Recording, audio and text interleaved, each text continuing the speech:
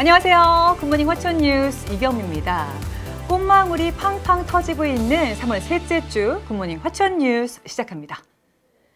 강원도의 영내 거주 군인의 주소 이전을 허용하도록 하는 주민등록법 일부 개정 추진과 관련해 화천군이 실익을 따져봐야 한다며 사전 검토 필요성을 제기하고 나섰습니다. 화천군은 복무지 주소 이전의 문제점과 대안은 단순하지 않은 만큼 다각도의 면밀한 검토가 필요하다는 입장인데요. 특히 화천군은 낙후 지역으로 연간 219억 원의 교부세가 지원되지만 군인 주민등록 이전 시 받을 수 없게 된다고 분석했습니다. 이는 최근 강원도가 국회의원 발의로 논의 중인 군인의 주민등록 이전을 허용하는 주민등록법 일부 개정안에 찬성한다는 입장과 상반된 것입니다. 화천군 의원들이 청와대와 중앙부처 등을 대상으로 지역 소상공인에 대한 추가 지원을 촉구하고 나섰습니다. 화천군 의회는 3월 16일 군의회에서 임시회 본회의를 열고 이 같은 내용을 골자로 하는 건의문을 발표했습니다.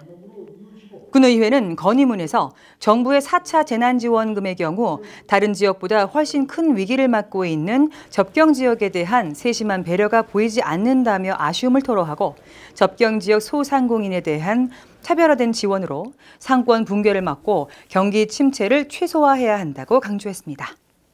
군의회는 이날 채택된 건의문을 청와대와 국회, 기획재정부 등 관련 기관에 보낼 계획입니다.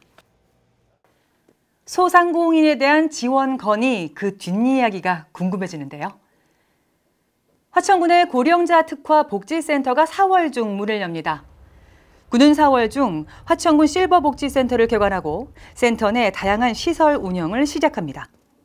화천군 실버복지센터는 화천의 신읍리에 최근 준공된 15층 규모의 화천군 공공실버주택 1, 2층에 조성됐습니다.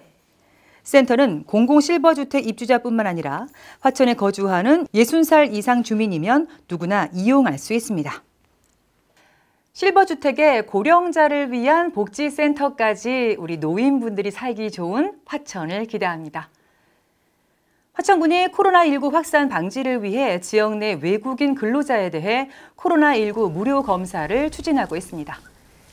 화천군에 따르면 현재까지 외국인 근로자 49명 중 39명에 대한 코로나19 검사를 완료한 데 이어 자녀 인력에 대한 검사를 진행하고 있습니다. 또 농번기에 맞춰 입국하는 외국인 근로자에 대해서도 검사할 계획인데요. 강원도는 지난 9일 외국인 근로자 진단검사 행정명령을 내리고 적극적인 수검을 유도하고 있습니다. 외국인 근로자를 대상으로 한 100% 검사 잘 이루어지겠죠? 화천군이 임산부들의 원정 산후조리 불편 해소를 위해 공공산후조리원을 개설합니다. 군은 임산부의 불편과 경제적 부담을 덜어주기 위해 올 하반기에 공공산후조리원 개설을 추진하고 있습니다. 공공산후조리원은 11억 8천만 원을 들여 군 보건의료원 체력단련실을 리모델링해 5실 규모로 만들기로 하고 세부 계획을 마련하고 있습니다. 화천군 청소년 수련관이 IT 교육 강좌를 개설했습니다.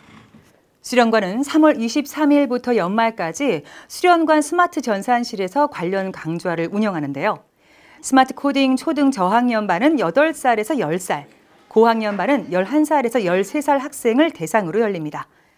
파이썬 프로그래밍반은 14살에서 19살을 대상으로 진행되며 각 반 모집 인원은 15명입니다. 각 반 모집 인원이 15명인 만큼 선착순 놓치시면 안 되겠는데요. 화천군은 최근 방역당국의 사회적 거리 두기가 완화됨에 따라 올 한 해 농사를 위한 필수 교육과 지원 준비에 속도를 내고 있습니다. 군 농업기술센터는 3월 18일 센터에서 화천 농업인 대학 입학식을 개최했는데요. 교육과정은 최근 몇 년간 화천군이 농가 고소득을 위해 육성하고 있는 양념 채소 분야에서 집중적으로 진행됩니다. 참여 인원은 30명 안팎으로 교육은 센터와 공공기관, 영농 현장 등에서 방역 수칙을 철저히 준수하며 집합 또는 개인 교육 방식으로 이루어집니다. 각 학교도 개학하고 농업인 대학도 개학을 하고 배움의 열기가 뜨거운 3월이 되기를 기대해 봅니다. 저는 다음 주에 다시 오겠습니다. 고맙습니다.